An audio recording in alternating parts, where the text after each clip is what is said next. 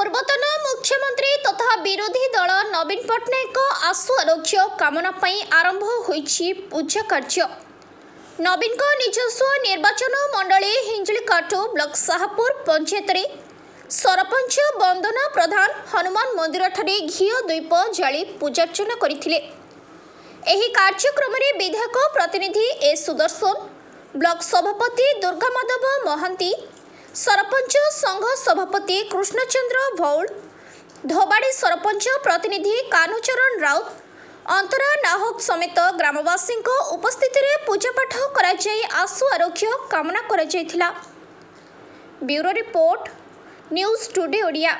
आमर नेता तथा 4.5 कोटी जनमानस नेता समस्त हृदय स्पंदन जे कि 24 वर्षर मुख्यमंत्री वर्तमान विरोधी दल नेता तांकर स्वास्थ्य अवस्था टी खराब अच्छी जेहेतु तांकर मेरुआड़ टिके जंत्रणा होची। गत काली तांके 20 तारीख रे मुंबई धीरूभाई अंबानी जोड़ा अच्छी कि मेडिकल से मेडिकल जाई जॉइन होती। आज तांकर अस्त्रोपचार हम।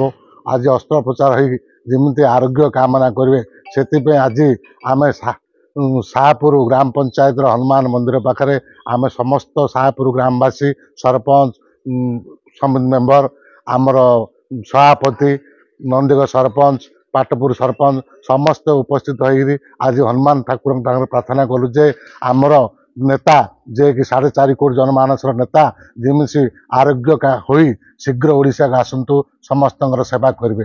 धन्यवाद। दुर्गा माधव महांती हिंजिड़ ब्लॉक सभापति विजु जनता दल।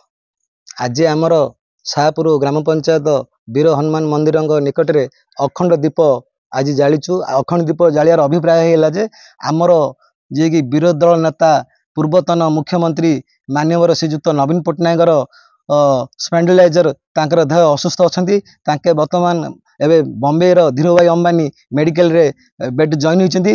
आज ऑपरेशन हम तांकर ऑपरेशन हेले किंदी तांकर देह सुस्थ आशु आरोग्य कामना करने आज शाहपुर ग्राम पंचायत रे आमर जे कि माननीय विरोधी दल नेतांकर प्रतिनिधि सुदर्शन भाई एवं आमर जे कि शाहपुर सरपंच एवं आमर सरपंच यूनियन सभापति कृष्ण भाई, धोबाड़ी सरपंच आमर कानू आमर शाहपुर ग्रामवासी समस्ते मिलित होई आज आम बर्तमान शाहपुर ग्राम वीर हनुमान मंदिर अखंड दीप जालचु।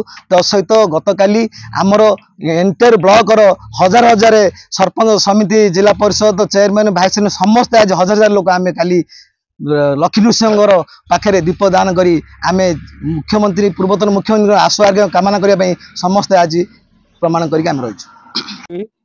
आम हिंजिल ब्लॉक सरपंच शाहपुर ग्राम पंचायत रे प्रभु बजरंग बाली मंदिर निकट में यही ग्रामर समस्त जनसाधारण एवं यही ग्रामर सरपंच समिति सभ्य और आमर एमएल विरोधी दल नेता नवीन और आम ब्लॉक सभापति समस्त आज बजरंग बाली निकट में प्रभु को आम एत आराधना कलु जे आमर 4.5 कोटी ओडिया बौड़मणि एवं समस्त प्रिय नेता श्री नवीन पट्टनायक आशु आरोग्य कामना करी यथाशीघ्र तांकर स्वास्थ्य अवस्था फेरी आसु एवं पुणी थे ओडिशावासी सेवा करने निमंते जगन्नाथ एवं बजरंग बली प्रभु श्रीराम तांको आशीर्वाद ढाली दियंतु बोली आम तांको पाखरे कामना कलु। एतिकी ही कही आम रखुचु। भगवान पाखे आम एतिकी प्रार्थना जे यथाशीघ्र प्रभु श्रीजुक्त नवीन पट्टनायक महोदय स्वास्थ्य आरोग्य सुस्थ करी तांको पुणी थे आम ओडिशार सेवा करने निमंते नियोजित